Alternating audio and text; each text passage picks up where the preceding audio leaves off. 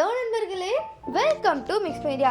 இன்னைக்கு நம்மளோட சேனலில் ஒரு ரொம்ப யம்மியான ஒரு ஹெல்த்தியான ரெசிபி தான் பார்க்க போகிறோம். அதாவது கோட் பிளட், ஆட்டு ரத்தத்தை எப்படி பண்ணலான்னு தான் பார்க்க போகிறோம். இதில் நிறைய விட்டமின்ஸ் இருக்குது, நியூட்ரிஷன் நிறையா இருக்குது. இந்த ஆட்டு ரத்தத்தை 10லேருந்து 15 வயசுக்குள்ளே இருக்கவங்க எல்லாருமே கண்டிப்பாக சாப்பிடக்கூடிய ஒரு விஷயம் அண்ட் சாப்பிடணும். அப்போ தான் ஹெல்த்தியாக இருப்பாங்க. ஸோ இந்த ரெசிபியை எப்படி செய்யலான்றதை பார்த்துடலாம். நான் இந்த ரெசிபிக்கு 300 கிராம்ஸ் கோட் பிளட் எடுத்து வச்சுருக்கேன். உங்களுக்கு எவ்வளோ வேணுமோ நீங்கள் அந்த அளவுக்கு எடுத்துக்கலாம். ஸோ அதுக்கு ஒரு கடாய் ஆன் பண்ணிவிட்டு அதில் நான் நார்மல் ஆயில் தான் ஆட் பண்ணியிருக்கேன். உங்களுக்கு வேறு ஏதாவது ஆயில் ஆட் பண்ணால் அந்த ஃப்ளேவர் பிடிக்கும் அப்படின்னா நீங்கள் அந்த ஆயில் ஆட் பண்ணிக்கோங்க. கோகனட் ஆயில், கடலை எண்ணெய், இல்லை செசமி ஆயில் அந்த மாதிரி கூட நீங்கள் ட்ரை பண்ணிக்கலாம். ஸோ இதுக்குள்ளே நான் கடுகு ஆட் பண்ணியிருக்கேன். கடுகெல்லாம் நல்லா பொரிஞ்சு வெடிக்கட்டும். அதுக்கப்புறமா உளுந்து பருப்பு ஆட் பண்ணிக்கலாம். இந்த ரெசிபி இப்படி தான் பண்ணணும்னு இல்லை, இன்னும் 2-3 விதமாகவும் பண்ணலாம். உங்களுக்கு அந்த ரத்தத்தோட ஃப்ளேவர் வேண்டாம் அப்படின்னு நீங்கள் நினச்சிங்கன்னா நீங்கள் அந்த இஞ்சி தட்டி போடலாம். நான் இன்றைக்கி இஞ்சி எதுவுமே தட்டி போடல. இப்போது உளுந்து பருப்பு ஆட் பண்ணிட்டேன். நல்லா ஃப்ரை ஆயிடுச்சு.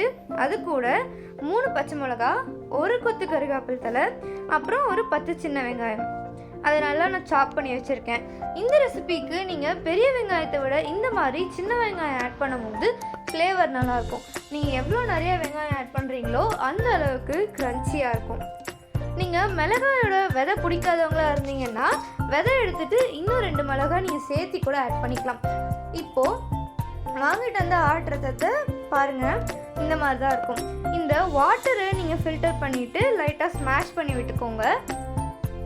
நல்லா கிளாட்டாக இருக்கும். அது இந்த மாதிரி கை விட்டு ஸ்மாஷ் பண்ணி விட்டுக்கோங்க. கையில் தான் பண்ணணும்னு இல்லை, நீங்கள் ஸ்மாஷரில் கூட பண்ணலாம்.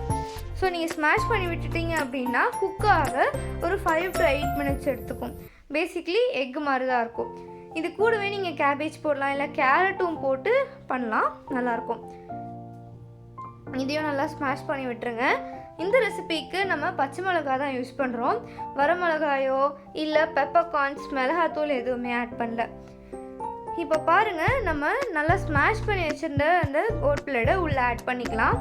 ஆட் பண்ணி ஒரு 2 மினிட்ஸ் நல்லா மிக்ஸ் பண்ணி விட்டுக்கோங்க. கொஞ்சமாக தண்ணி ஆட் பண்ணிக்கோங்க. இந்த பிளட்டு குக் ஆகிற அளவுக்கு தேவையான தண்ணி ஆட் பண்ணிக்கோங்க. ஸோ அதையுமே ஆட் பண்ணி மிக்ஸ் பண்ணிகிட்டே இருந்தீங்கன்னா நல்லா ஒரு பிளாக் கலரில் டேர்ன் ஆகுறது உங்களால் பார்க்க முடியும். நல்லா பிளாக் கலர் ஆயிடுச்சு அப்படின்னா நல்லா குக் ஆயிடுச்சுன்னு அர்த்தம். ஸோ நல்லா மிக்ஸ் பண்ணி விட்டுக்கோங்க. ஒரு லிட் போட்டு க்ளோஸ் பண்ணி 5 to 8 மினிட்ஸ் நம்ம விட்டுறலாம்.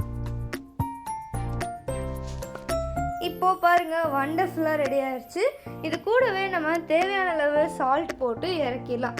ஸோ இந்த வண்டர்ஃபுல்லான ரெசிபியை வீட்டில் இருக்கிற குழந்தைங்களுக்கும் பெரியவங்களுக்கும் செஞ்சு கொடுத்து சாப்பிட்டு பாருங்கள். டாட்டா, பாய் பாய்.